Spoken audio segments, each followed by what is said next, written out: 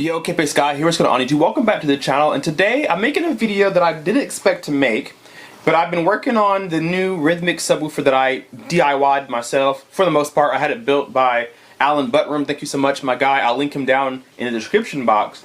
But I've been playing around since I have a third sub now, trying to integrate it with the room. And so I reran calibration, Arc, Genesis. I reran that. And I like to go in and look at the graphs and really see what the room is doing to the sound, how my speakers are performing, where the peaks are, where the dips are. And so I'm doing that right now.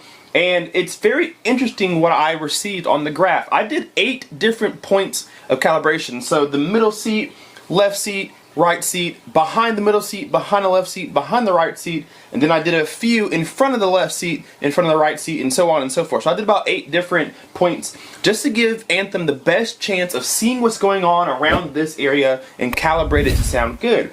Well, it's done that. I've gone in and taken a look at some graphs here, which I'm going to show you guys, and there is some very interesting stuff based off of how my speakers are placed and how Anthem detected it.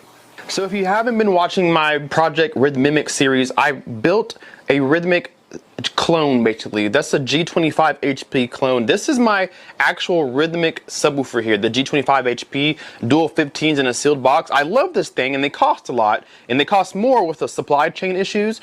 And so I decided maybe I can go cost effective and try to build one similar, and we pretty much achieved that.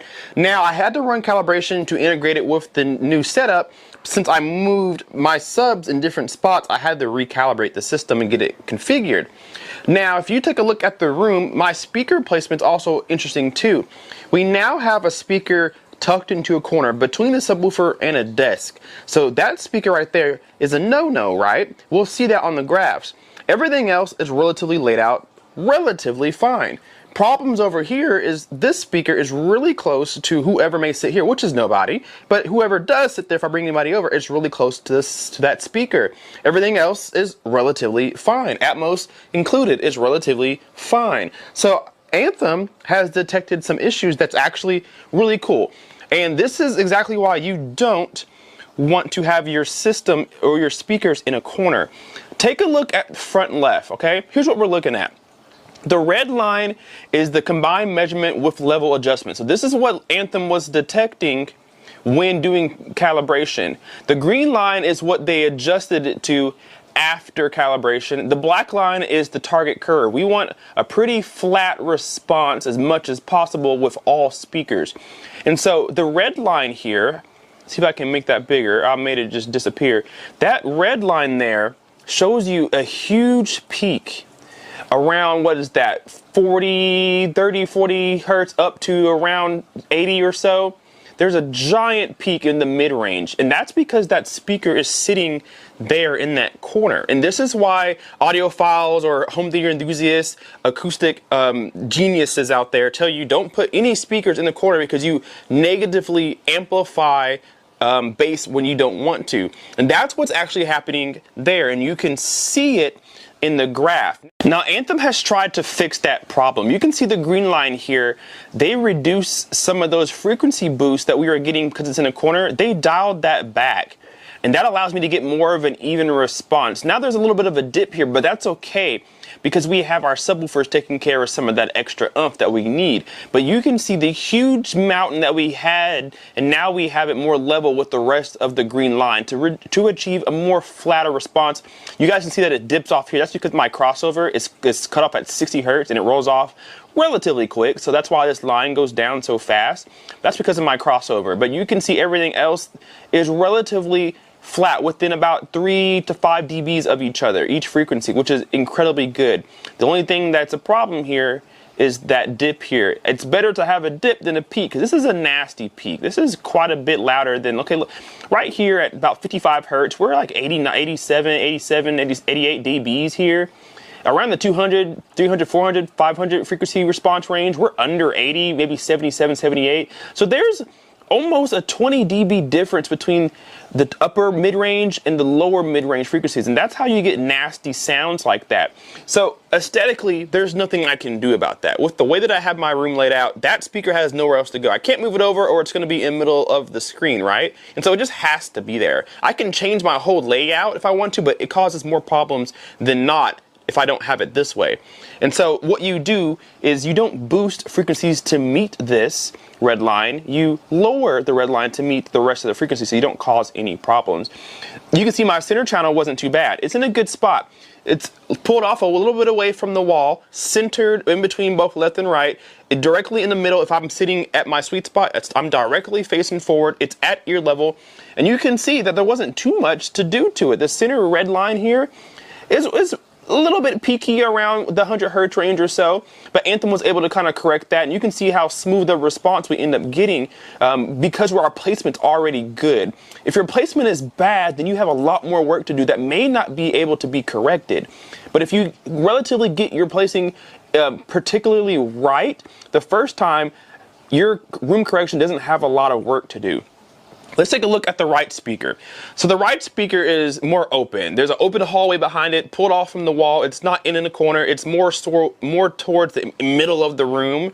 And you can see on the graph here compared to the left how much smoother that response is. We don't have as big of a peak at all around that 50 to 80 hertz range like we did on the front left speaker because we're not tucked in a corner.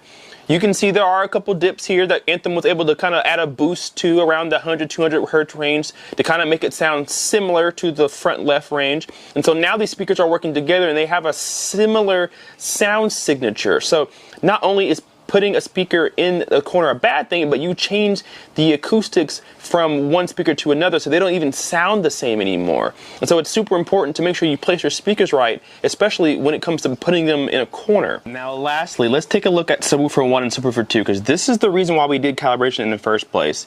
And again, the purple line shows you the measurements with level adjustment and bass management. The red line shows you combined measurements with level adjustment. So this is the red lines without bass management here, right?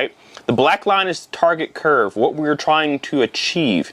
And take a look here at the red line on subwoofer 1, which is the Rythmik, and subwoofer 2, which is the new subwoofer, the Rythmimic, we're going to call it. And you can see that there was a nasty little peak here between, what is that, about 45 to 60, 70 hertz there. There was a big peak there that we had to take care of.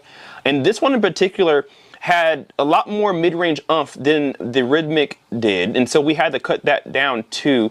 And so this is also in a corner. This subwoofer is in a corner, so a lot of these frequencies are boosted. We went ahead and lowered those down so that they match more with the rest of the subwoofers that are in the system. Now, the way that I have it set up, I have the Rythmik subwoofer and the Definitive Technology subwoofer. They're paired as subwoofer 1. There's only 2 outputs on the Anthem that I'm using, the AVM 70. And so I paired those 2 as 1, and I paired the new Rythmik subwoofer as 2 so I could independently calibrate this how I wanted to. And that's why we have so much more frequency response on subwoofer 1, because I have this one handling the really low thunderous effects. This one's handling more of the mid-range, maybe 70, 80 hertz or so.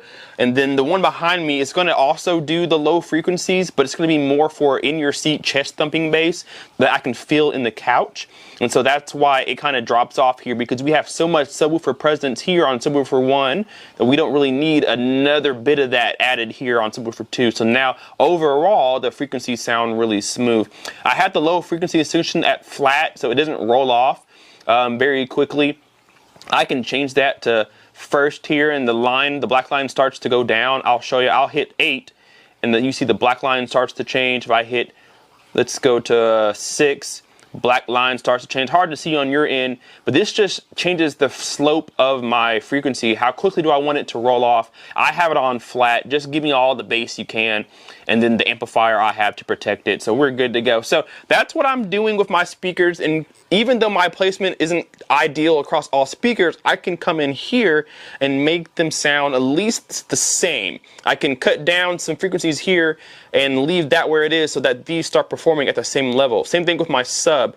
That sub's kind of in a corner, not completely, so it sounds different than this sub that's in the corner. Of course, this one's more in the middle of the room, towards the right side of the room actually, and so this one sounds different. So coming in here and tweaking things is how you get your system to sound like one. Otherwise, you're gonna have different frequencies sounding which way, and you don't want that. So nonetheless, if you don't have to, don't put any of your speakers in a corner. Pull them out off the wall a little bit, get them more into the room, and your room calibration will perform better based off of that. Guys, down below, leave me a comment. Let me know what system you're using to calibrate. Are you using Odyssey? Are you using MCACC, Dirac, Anthem, Room Correction? What are you using to calibrate your system? And tell me how successful you have been or not been with it. Let me know that down below in the comment section. Hit that like button and subscribe if you are not already.